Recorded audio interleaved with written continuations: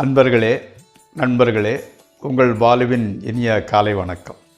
இன்று 5/4/2024, அதாவது பங்குனி மாதம் 23ஆம் வெள்ளிக்கிழமை. ஏகாதசி திதி மத்தியானம் 1:29 வரைக்கும், அதற்கு மேலே துவாதசி திதி. அதே மாதிரி அவிட்ட நட்சத்திரம் சாயங்காலம் 6:06 வரைக்கும், அதற்கு மேலே சதய நட்சத்திரம்.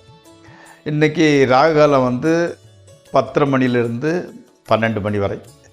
யமகண்டம் சாயங்காலம் 3 மணிலிருந்து 4:30 மணி வரை.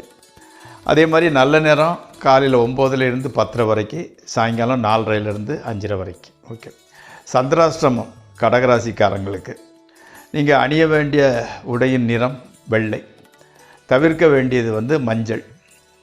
நீங்கள் சாப்பிட வேண்டியது காலையில் தோரம்பருப்பு சம்பந்தம், அதாவது சாம்பார், பருப்பு, அந்த மாதிரிப்பட்டது எதையும் சாப்பிட்டுக்கலாம். ஓகே. இப்பொழுது ஜோதிடத்தை பற்றிய சில குறிப்புகள் பார்க்கலாம். இன்றைக்கி பார்க்குறது துலா லக்கணத்தில் பிறந்தவங்களோட தன்மைகள், கேரக்டரு, அந்த உருவமைப்பு, இதுகளை பற்றி லைட்டாக டச் பண்ணிட்டு போகலாம். இப்போது அந்த துலா லக்கணங்கிறது சரராசின்னு சொல்லுவாங்க ஒன்று. ரெண்டாவது இது ஆண் ராசின்னு சொல்லுவாங்க. ஓகே. அந்த துலா லக்கணத்தில் பிறந்தவங்க கொஞ்சம் பெருந்தன்மையானவங்களாக இருப்பாங்க. ரொம்ப சொசைட்டியில் ஒரு மதிப்பு உள்ளவங்களாக இருந்துக்கிட்டு இருப்பாங்க. அவங்களுக்கு நேர்மை, உண்மை, இது ரொம்ப நேர்மையாக நடக்கணும், உண்மையை பேசணும்னு நினைக்கக்கூடியவங்க. அதே மாதிரி சுயநலவாதி, செல்ஃபிஷாக இருக்க மாட்டாங்க. ஆமாம். அதே மாதிரி எப்படியாவது வாழ்க்கையில் மேலே நிம்மதியாக இருக்கணும்னு நினைப்பாங்க. ஆனால் களத்தில், அதாவது கணவனாக இருந்தால் மனைவி வகையிலையோ, மனைவியாக இருந்தால் கணவன் வகையிலையோ நிம்மதி இருக்காது. மனைவி, இப்போ உதாரணத்துக்கு மனைவி நல்லா இருந்தால் கூட அவங்களோட கூட பிறந்த அண்ணன், தம்பி, அல்லது அக்கா, தங்கச்சி, அப்பா, அம்மா, யாராலேனாலும் அவங்க மூலமாக பிரச்சனைகள், டென்ஷன்கள் தான் வந்துக்கிட்டு இருக்குது. இவங்க ஒரு நல்ல குணம் என்னென்னா, இந்த துலா லக்கணத்தில் பிறந்தவங்க மற்றவங்களோட தவறுகளை பெருசுப்படுத்த மாட்டாங்க. அதில் டேக் இட் பாலிசி, ஈஸியாக அதை இக்னோர் பண்ணிட்டு போயிடுவாங்களே. என்ன காரணம்னா, மற்றவங்கள நேசிக்கிறாங்க, எல்லார் மேலேயும் பாசம் செலுத்துவாங்க. எப்போவுமே சுற்றி நண்பர்கள் இருந்துக்கிட்டு இருக்கிற மாதிரி இருந்துக்கிட்டு இருப்பாங்க. அதே மாதிரி பொதுநல சேவை, அதாவது பப்ளிக்காக சேவை பண்ணுறது. இப்போ ஊரில் குளிர் நீர் இல்லைன்னா உடனே அதை போய் எதை பண்ணி அப்படி சொல்லி இவங்கள்ட்ட சொல்லி தண்ணி வர வைக்கிறது, இல்லைன்னா லைட்டு பல்ப் இந்த போட வைக்கிறது, இந்த மாதிரி பொதுநல சேவை புரிவதில் ரொம்ப இன்ட்ரெஸ்ட் உள்ளதுக்கிட்டு இருப்பாங்க. அதே மாதிரி இந்த போட்டி, பந்தயம், இந்த ஷேரில் பண்ணுறது, பெட்டிங், இதிலெல்லாம் ரொம்ப இன்ட்ரெஸ்ட் அவங்களுக்கு. இவங்களுக்கு இந்த குடல் சம்பந்தப்பட்ட வியாதிகள் அப்பப்போ பிரச்சனையை கொடுக்கறதுக்கு வாய்ப்பு இருந்துக்கிட்டு இருக்குது. ஓகே. அதே மாதிரி கல்வி நல்லா படிப்பாங்க.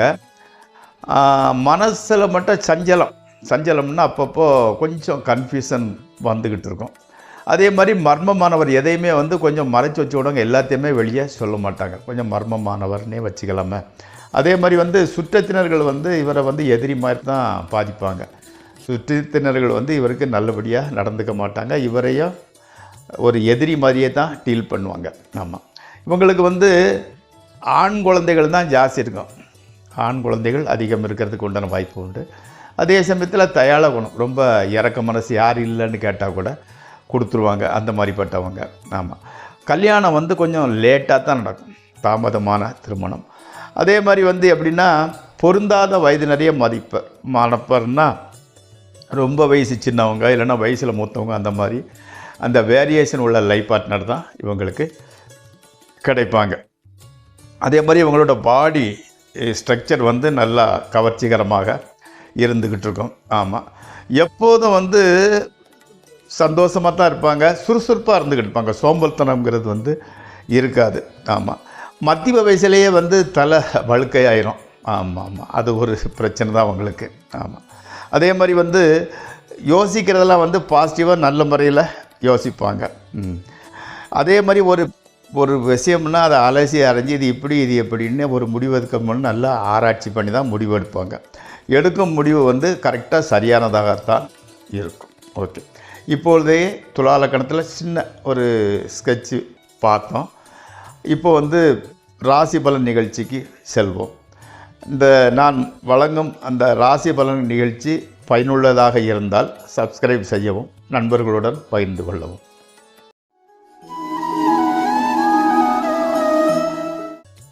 முதலில் மேசராசி. அதாவது தொழில், உத்தியோகம் இந்த மாதிரிப்பட்டதெல்லாம் நல்லபடியாகத்தான் நடக்குது. வெளிநாட்டில் இருந்து நல்ல குட் நியூஸ், நல்ல செய்தி வருகிறது. அதே மாதிரி வந்து ஆடம்பர பொருளுக்காக செலவு பண்ணுறீங்க. ஆமாம், ஒரு ஃபோன் இருக்கும்போது இன்னொரு ஃபோன் வாங்குறது, ஒரு கண்ணாடி கூலிங் கிளாஸ் இருக்கும்போது இன்னொரு கண்ணாடி வாங்குறது, தேவையில்லாமல் ஒரு ஆடம்பர பொருளுக்காக ஜாஸ்தி செலவு பண்ணுறீங்க. உடல் ஹெல்த்து நல்லா தான் இருந்துக்கிட்டு இருக்குது. ஆமாம், நேரத்துக்கு சாப்பிடுங்க, அது ஒன்று தான். அதை வந்து நேரத்துக்கு சாப்பிட்றத பழக்கமாக வச்சுக்கோங்க. ஃபைனான்ஸ் வேணுங்கக்கூடிய அளவுக்கு ரொட்டேஷன் நல்லா இருந்துக்கிட்டு இருக்குது, அதில் ஒன்றும் சிக்கல்கள் கிடையாது. அடுத்து ரிஷபராசி. ரிஷபராசி உங்களுக்கு கூட வந்து எப்படின்னு கேட்டிங்கன்னா, ஃபைனான்ஸ் ஸ்டேட்டஸ் நல்லா இருக்குது, கேட்ட இடத்துல இருந்தெல்லாம் காசு கிடைக்குது. புதிய வாகனம் அல்லது நிலம் வாங்கிறதுக்கு வந்து யோசனை பண்ணிக்கிட்டு இருக்கீங்க. மகன் அல்லது மகள், அதாவது உங்களோட குழந்தைகள் வந்து வெளியூர் போகிறதுக்கு உண்டான ஒரு வாய்ப்பு வந்திருக்குது. கணவன் மனைவி நல்லா தான் இருந்துக்கிட்டு இருக்குது. அதே மாதிரி வந்து உங்களுக்கு வந்து மனம் வந்து குழப்பம் இல்லாமல் நீங்கள் என்ன முடிவு எடுத்தாலும் அது கரெக்டாக தான் இருந்துக்கிட்டு இருக்கு. நீங்கள் இப்போதைக்கு கூட எடுக்கிற முடிவுகள் கரெக்டாக சரியானதாகவே இருக்கிறது. அடுத்து மிதுன ராசி. வெற்றிகரமான நாளாக அமையும்.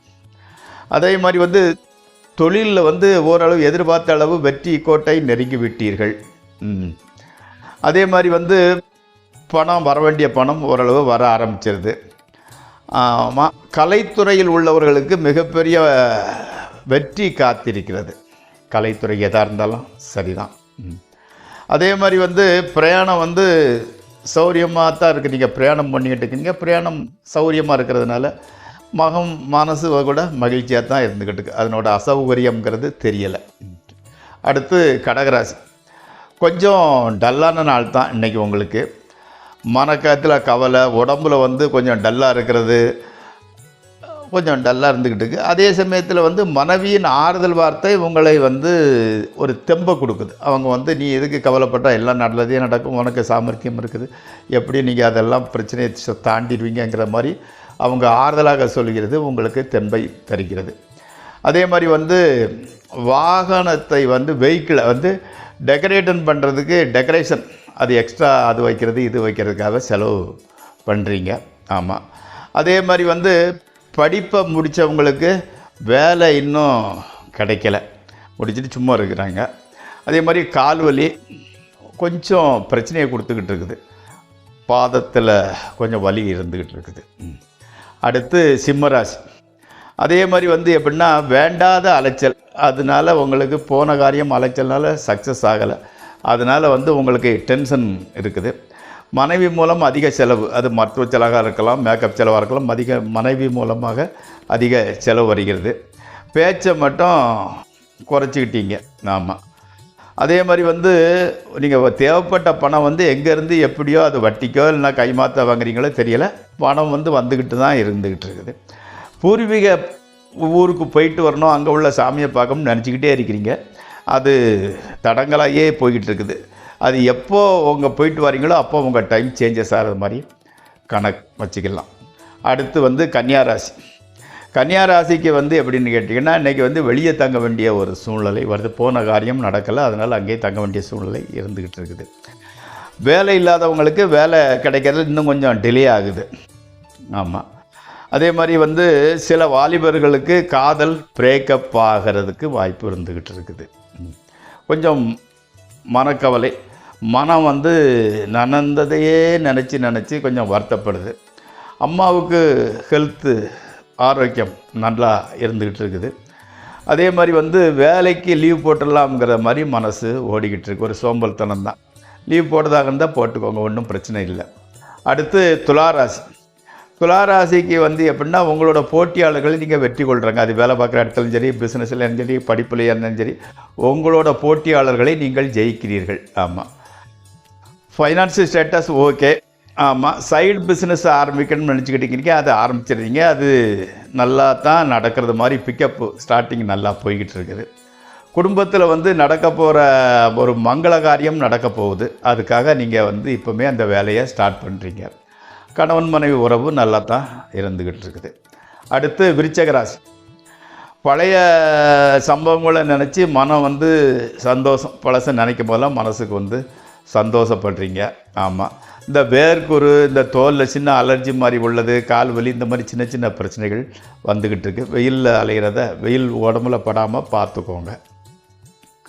அடுத்தால வந்து எப்படின்னா, ரியல் எஸ்டேட் பிஸ்னஸ், கன்ஸ்ட்ரக்ஷன் துறையில் உள்ளவங்களுக்கு நல்ல வாய்ப்பு வந்துக்கிட்டு இருக்குது, உபயோகப்படுத்திக்கோங்க. அடுத்து தனுசு ராசி. பழைய வீடு ஒன்று வாங்கலாம்ங்கிற ஒரு யோசனை உங்களுக்கு வந்துக்கிட்டு இருக்குது. அதே மாதிரி வந்து உத்தியோகம் நல்லா போய்கிட்டு எந்த பிரச்சனையும் இல்லை. மனைவி மீது ரொம்ப பாசம் வைக்கிறீங்க, அதிக பாசம். புதிய துணிமணியெல்லாம் வாங்கணும்னு நினச்சிக்கிட்டு இருக்கிறீங்க. குடும்பத்தில் எல்லாமே நல்ல குதூகலமாக தான் இருந்துக்கிட்டு இருக்கிறீங்க. ஆமாம், கோயிலுக்கு வந்து எல்லோரும் குடும்பத்தோடு போயிட்டு வாரீங்க. அடுத்து மகர ராசி. முஸ்லீம் நண்பர்களோடு சேர்ந்து பிரயாணம் பண்ண வேண்டிய வாய்ப்பு வருது. உங்களோட லவ்வர் அல்லது ஆத்மார்த்த நண்பர்களோட வீடு சேஞ்சஸ் ஆகுது. புதிதாக வாங்கணும் பழசை கொடுத்துடலாம் அப்படிங்கிற மாதிரி மனசு நின்றுக்கிட்டு இருக்கு. கணவன் மனைவி உறவுகள் ஓகே, நல்லா இருந்துக்கிட்டு இருக்குது. உங்களுக்கு பிறக்க போகிற குழந்தை வந்து பெண் குழந்தையாக இருக்கிறதுக்கு தான் 90% வாய்ப்பு இருக்கிறது. அடுத்து கும்பராசி. ஆமாம், சின்ன சர்ஜரி மாதிரி நடக்கிறதுக்கு வாய்ப்பு இருந்துக்கிட்டு இருக்குது. அதை ஒன்றா பல்ல பிடிங்கிருக்கலாம், அல்லது சின்ன கட்டி மாதிரி வரதை இது பண்ணியிருக்கலாம். சின்ன இது சர்ஜரி. அதாவது வந்து எப்படின்னு கேட்டிங்கன்னா, சனிக்கிழமை தோறும் சாயங்காலம் சனி பகவான் கோயிலுக்கு, வெள்ளிக்கிழமை செவ்வாய்க்கிழமை வந்து முருகன் கோயிலுக்கு சென்று போயிட்டு வந்தீங்கன்னா, இந்த 2 விழாவும் போயிட்டு வந்தீங்கன்னா இந்த சர்ஜரி இப்போ மேக்சிமம் அதிலிருந்து தப்பிச்சுக்கிடுவீங்க. அதாவது வந்து எப்படின்னு கேட்டிங்கன்னா, நீங்கள் பேச ஆரம்பிச்சிட்டிங்கன்னா நான் ஸ்டாப் பேசுகிறீங்க, மணிக்கணக்கில் பேசிக்கிட்டு இருக்கிறீங்க. அதாவது வந்து எப்படின்னா, அந்த சனி செவ்வாய் சேர்க்கை வந்து அதான் சர்ஜரிக்கு வித்திடுகிறது, வாய்ப்பை கொடுக்கறது. சனிக்கு வந்து சனி பகவான், செவ்வாய்க்கு வந்து முருகர் கோயில் 2 வரையும் போயிட்டு வந்தீங்கன்னா இந்த பிரச்சனைகள் வந்து தப்பித்து கொள்ளலாம். ஓகே. அடுத்து மீனராசி. மீனராசிகள் வந்து எப்படின்னா, பெரிய லட்சியங்களே சின்ன சின்ன ஆசைலாம் கிடையாது, பெரிய லட்சியங்கள் உங்களுக்கு இருந்துக்கிட்டு இருக்குது.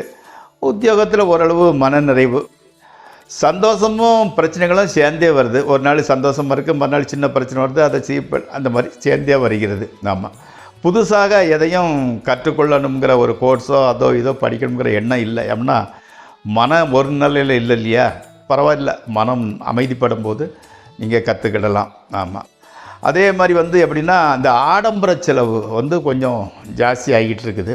ஆமாம், மனைவி வழி சொந்தத்தினால சிறு சிறு பிரச்சனைகள். அதாவது வந்து எப்படின்னா, அவங்களுக்கு ஏதாவது டென்ஷன் இருக்கோ அதை உங்ககிட்ட காட்டுவாங்க. ஆமாம், உங்கள்கிட்ட சொல்லும்போது உங்களுக்கு மனசு கொஞ்சம் கஷ்டமாக இருக்கலாம். ஓகே. கடவுளை நம்புங்கள், உங்கள் வாழ்க்கையில் ரொம்ப நல்லதே நடக்கும். எப்படின்னா உங்கள் ராசியே கடவுள் அருள் பெற்ற ராசி, அதனால் கடவுளை கட்டியாக பிடிச்சவங்க வாழ்க்கையில் எல்லாமே நல்லதே நடக்கும். நண்பர்களே, இன்று இந்த நிகழ்ச்சி நிறைவேறுகிறது. நாளை மீண்டும் சந்திப்போம். உங்கள் பாலு.